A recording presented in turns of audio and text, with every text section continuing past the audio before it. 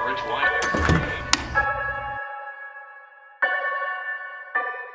what's up, people? Here we go. This is episode number 151. Lee Taft, speed tips from my garage. Here we go. All right, now, this exercise I want to do is I want to make sure my athletes have adequate foot range of motion and ankle range of motion, okay? They're not the same, all right? They do work together, but they're not the same.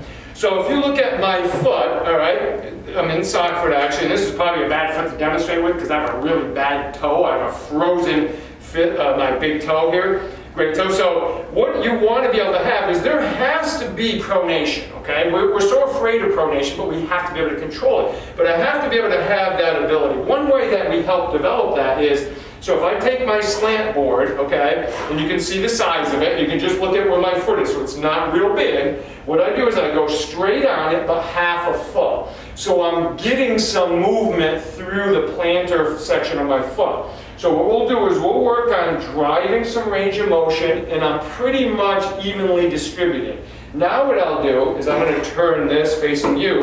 What I'll do is I'll take my foot, which would be at 12 o'clock, and I'm going to move it to about 10 now.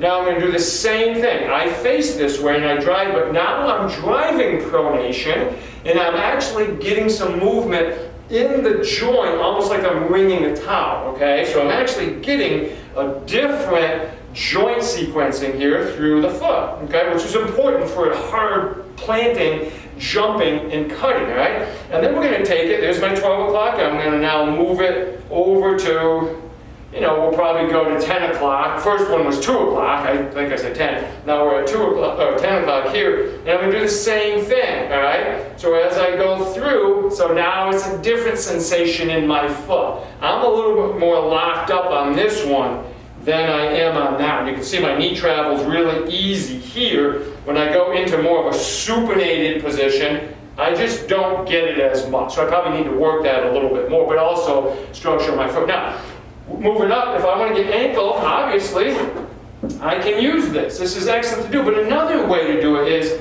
I can use either the bench, okay? I have my bench, you have that, or I like to use the box a lot.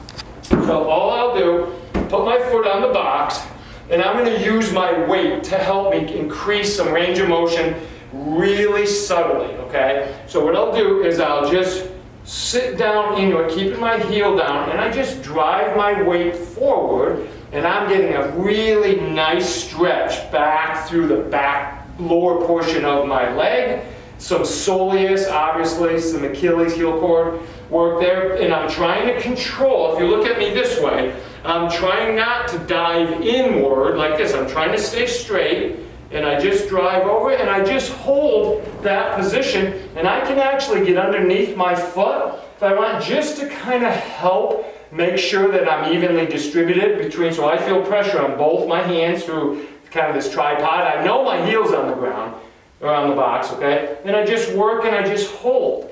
And I try to increase, and I try to maybe dorsiflex a little bit, actively dorsiflex. Hold for a second, and then maybe go a little bit more. And I just drive myself into that. And that was probably 30 seconds of work just doing that. But if you hold that for like 90 seconds, you can create some nice, efficient range of motion. And then you just got to make sure you can stabilize it, okay? Give your athletes some insurance by having great range of motion so when they start moving. But the great range of motion has to be specific to them and what they can control. Don't make it so they're out of control, okay, and they can't control those ranges. All right, guys, hey, we'll see you again for episode number 152.